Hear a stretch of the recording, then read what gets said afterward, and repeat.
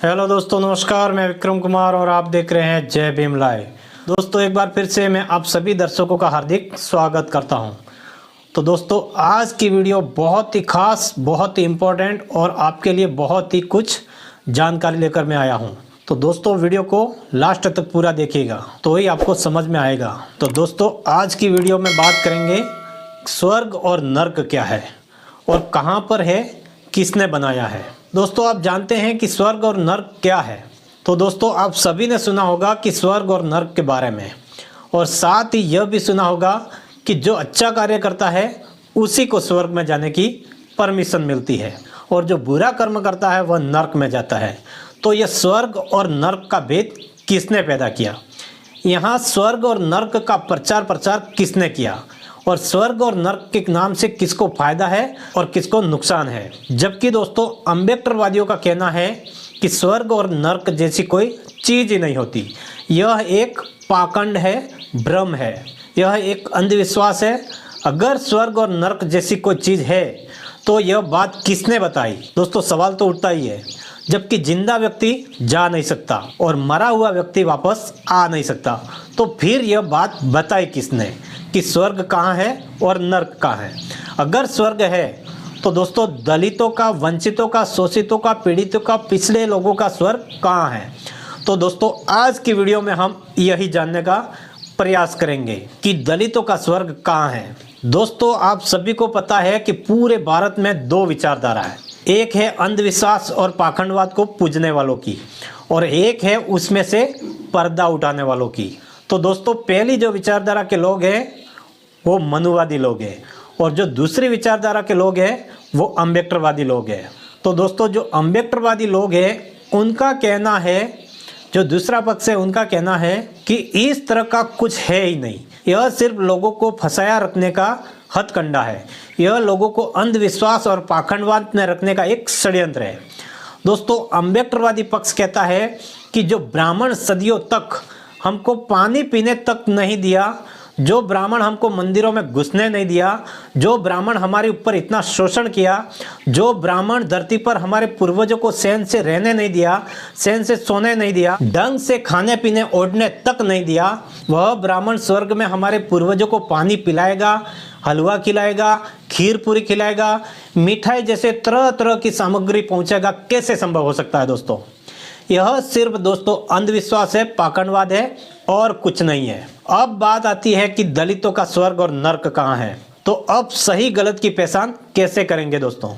तो दोस्तों, दलितों का स्वर्ग और नर्क इसी धरती पर है। कैसे है, मैं आप लोगों को बताता हूँ।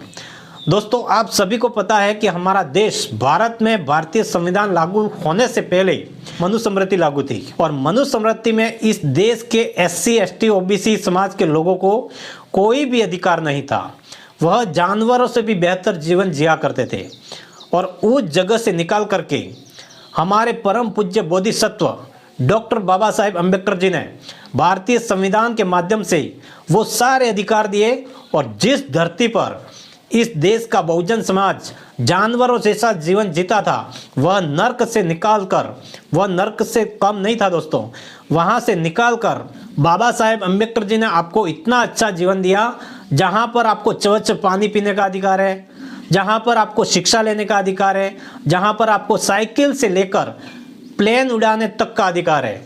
भारत की समस्त महिलाओं को वह सारे अधिकार प्राप्त हैं जो एक नारी, एक महिला को अधिकार चाहिए। ये सारे अधिकार दोस्तों परम पूज्य बाबा साहेब अम्बेडकर जी ने दिया है, और इसी धरती पर दिया है, इसी भारत देश में दिया है। तो दोस्तों, आपको ये बात आसानी से समझ में आ जानी चाहिए कि स्वर्ग और नर्क इसी धरती पर है। एक समय ऐसा था जब हम नर्क से भी बेहतर जीवन जिया करते थे, और आज हम अच्छा जीवन जिया करते हैं, वहीं स्वर्ग से कम नहीं है। अब हमारी जिम्मेदारी बनती है कि अपने स्वर्ग जैसे जीवन को बचा कर रखना है, क्योंकि जब तक हम अपने अधिकारों को समझेंगे नहीं, तब तक हम ये जानेंगे नहीं कि हम कैसा जीवन जिया करते थे और आज कैसा जीवन जी रहे हैं। जब तक इस अधिकार को हम जानेंगे नहीं, अपने अधिकारों को बचाएंगे नहीं तो फिर हमारा जीवन नर्क जैसा हो जाएगा और हमारे आने वाली अगली नस्ल को जीवन नर्क जैसा हो जाएगा। और दोस्तों उसको बचाने के लिए हमको आज उनको समझना पड़ेगा। तो दोस्तों आप अब तक समझ गए होंगे कि स्वर्ग इसी धरती पर है। यह स्वर्ग पूरे बहुजन महापुरुषों की बदौलत से मिला है, परम पूज्य डॉक्टर बाबा साहेब अम्बेडकर जी की बदौलत से मिला है, भारतीय संविधान की बदौलत से मिला है। अगर भारतीय संविधान को आज भारत से हटा दिया जाए और मनुस्मृति स्मृति को लागू कर दिया जाए तो इस देश का जो बहुसंख्यक समाज है, इस देश की समस्त महिला हैं, आज ही गुलाम हो जाएगी और आज के आज उनको नर्क के दर्शन हो जाएंगे। तो साथियों हमारा फर्ज बनता है कि अपने स्वर्ग को बचाना है। स्वर्ग को बचाने के लिए हमको सबसे पहले भारतीय संविधान को बचाना होगा, भारतीय संविधान को पढ़ना होगा, भारतीय संविधान को घर घर तक पहुंचाना होगा और हमें शिक्षा ग्रहण करना होगा, तभी हम अपने अधिकारों को समझ पाएंगे। और संविधान को बचाने के लिए हमको सत्ता में आना होगा, एकजुटता से आना होगा। हम खुद बिखरे हुए हैं दोस्तों, हम बहुजन समाज कई भागों में छोटे छोटे टुकड़ों में बटे हुए हैं। तो साथियों सबसे पहले आपको सामाजिक क्रांति लानी होगी। जब तक हम नहीं जानेंगे कि हमारे साथ छुआछूत, भेदभाव, जातिवाद, ऊंच नीच, जाति पाति होता है, तब तक हम सामाजिक परिवर्तन नहीं कर पाएंगे। दोस्तों सामाजिक परिवर्तन को समझने के लिए हमको अम्बेडकरवादी मिशनरी समझनी होगी। तो दोस्तों ये पूरी जानकारी आपको कैसी लगी कमेंट में जरूर बताएं। वीडियो अच्छी लगी हो तो वीडियो को लाइक करें, अपने परिवार दोस्तों में आगे शेयर करें, चैनल को सब्सक्राइब करें। मिलते हैं नए वीडियो के साथ में, तब तक के लिए जय भीम, जय भारत, जय संविधान।